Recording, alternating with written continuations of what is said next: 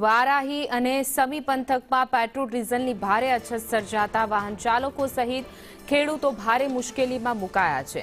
આગામી ચોમાસાની સિઝન પૂર્વે જ ખેતીકામ માટે ડીઝલની માંગમાં અચાનક મોટો ઉછાળો આવતા પેટ્રોલ પંપ પર વહેલી સવારથી જ વાહનોની લાંબી કતારો જોવા મળી રહી છે। પરિસ્થિતિ એટલી હદે વણસી છે કે સ્થાનિક ખેડૂતો પોતાના ટ્રેક્ટરો અને પ્લાસ્ટિકના કેરબાઓ લઈને કલાકો સુધી લાઇનમાં ઊભા રહેવા મજબૂર બન્યા છે। ઈંધણ ન મળતા પરેશાન થયેલા જગતના તાતે પેટ્રોલ પંપ સંચાલકો સામે મનમાની અને ડીઝલની કાળાબજારી કરવાનો ગંભીર આક્ષેપ કર્યો છે। કટોકટી ભરી આ સ્થિતિ વચ્ચે તંત્રની ચૂપકીદી અને પંપ સંચાલકોની કામગીરી સામે અત્યારે સ્થાનિક જનતામાં અનેક મોટા સવાલો ઊભા થઈ રહ્યા છે।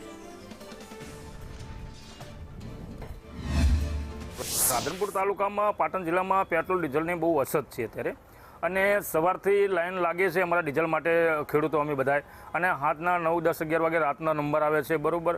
પણ અમુક વિડીયાને એવું બધું વાયરલ થતું હોય છે કે પેટ્રોલ પંપના માલિકો જે છે એ અમુક કાળો બજાર કરતા હોય છે, રાતે કોઈ ખાનગી મિત્રોને ડીઝલો આપતા હોય છે અને આવી બધી વાત ચર્ચા થતી હોય છે। તો સરકારને ખરેખર આની નોંધ લેવી પડે અને જેમ બને એમ જથ્થો પેટ્રોલ ડીઝલનો વધારે આપે એવી અમારી અપેક્ષા છે ખેડૂતોની।